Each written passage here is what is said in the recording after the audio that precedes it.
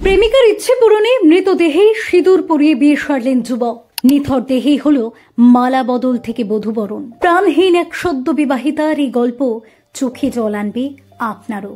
আর 5টা সম্পর্কের মতো তারাও ঠিক করেছিলেন বিয়ে করবেন একে অপরকে।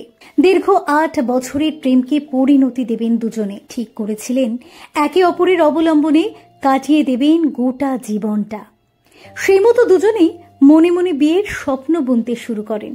কিন্তু তাদের অজান্তে কখন যে তলে তলে মারণ রোগ ক্যান্সার প্রেমিকার শরীরে থাবা বসিয়েছে তা ঠাহরি করে উঠতে পারেননি প্রেমিক। হঠাৎই ঘন ঘন জ্বর আসা শুরু হয় প্রিয়তমার। এই চিকিৎসক ওই চিকিৎসক, নানান পরীক্ষা, শেষে ধরা পড়ে মারণ রোগে আক্রান্ত বছর 23-এর ওই যুবতী।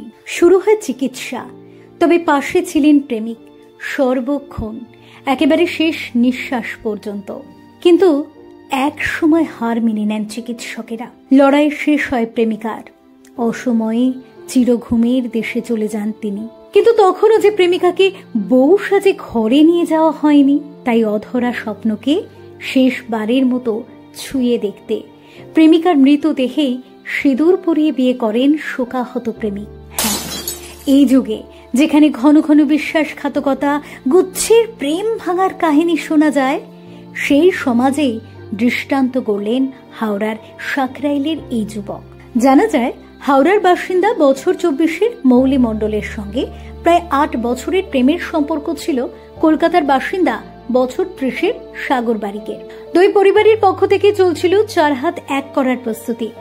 এর মধ্যেই 2023 সালে মৌলির স্তন ক্যান্সার ধরা পড়ে।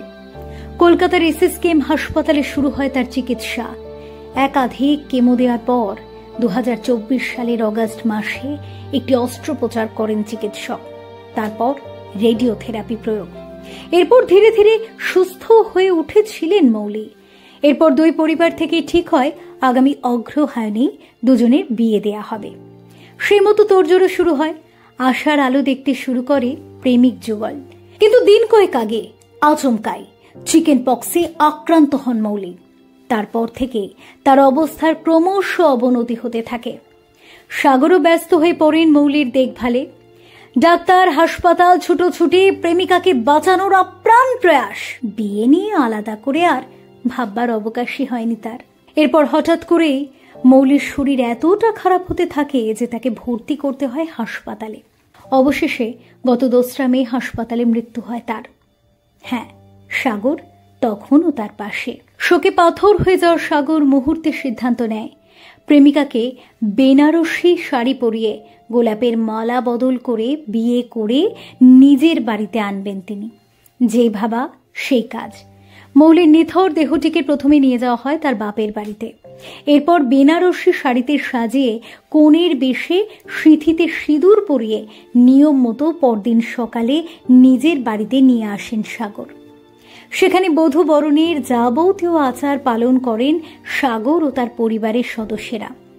তেল, হলুদ, চাল, আলু দিয়ে বধূ বরণের যাবতীয় রীতি মেনে মৌলিকে ঘরে তোলেন সাগর। এরপর তাকে বাড়ির বউয়ের মর্যাদা দিয়ে তার শেষকৃত্য সম্পন্ন করেন সাগরের পরিবারের সদস্যরা। হ্যাঁ, নিজের ভালোবাসার মানুষকে তার মনের মতো করে বিদায় জানিয়েছেন বলেই মনে করেন সাগর বাড়ি।